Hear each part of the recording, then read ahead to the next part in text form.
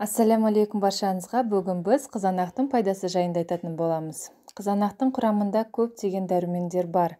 Қызанақты үнемі пайдалана отырып, иммундық жүйені нығайтып, жүрек қызметін жақсартып, ас қорытуды реттеп, холестеринді азайтуға болады. Қызанақ қандай ауруларды емдеуге қауқарлы?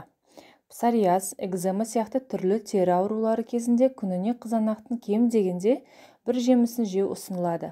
Содан кейін теріде оң өзгеріс болады. Айтпақшы, қызанақ түрлі маскалар жасауға да тиімді.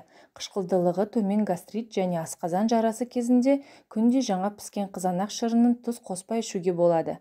Оны күніне 3 рет жарты стақаннан тамақтан кейін қолдану қажет. Емдеу курсы 2 аптаға созылады. Жаңа піскен қызанақ рационыңызға енгізілген болса, депрессия және нашар көңіл күйді оңай еңсеруге болады. Қызанақтың құрамында серотонин, яғни бақыт гормоны бар. Осы гормон жеткілікті мөлшерде бөлінбеген жағдайда адам депрессиялық жағдайға тез түседі. Сондықтан қызанақ жүкті әйелдер үшін өте пайдалы. Қызанақ катарактаны алдын алады. Егер қызанақты сүйіп жесеңіз, көзіңіз жастың ұлғаюымен пайда болатын катарактадан қорғалады. Өйткені қызанақтың құрамында В2, рибофлавин дәрумендері бар. Ал арнайы зерттеу жүргізген мамандар бұл дәрумендерді қолданатын адамдар көз ауруының осы түрінен зардап шекпейтіндеріне көз жеткізген. Қызанақтың құрамында бета-каротиннің көп болуына байланысты қызанақты тағамдарда жиі қолданатындар көздерінің өткірлігімен мақтана алады.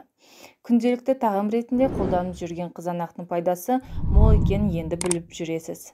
Осылай достар, менің видеом сіздерге пайдасын тигізіп жатса, мен өте қуаныштымын. Каналыма жазылып, лайк басып, комментарий жазуды ұмытпаңыздар. Сау саламатта болыңыздар.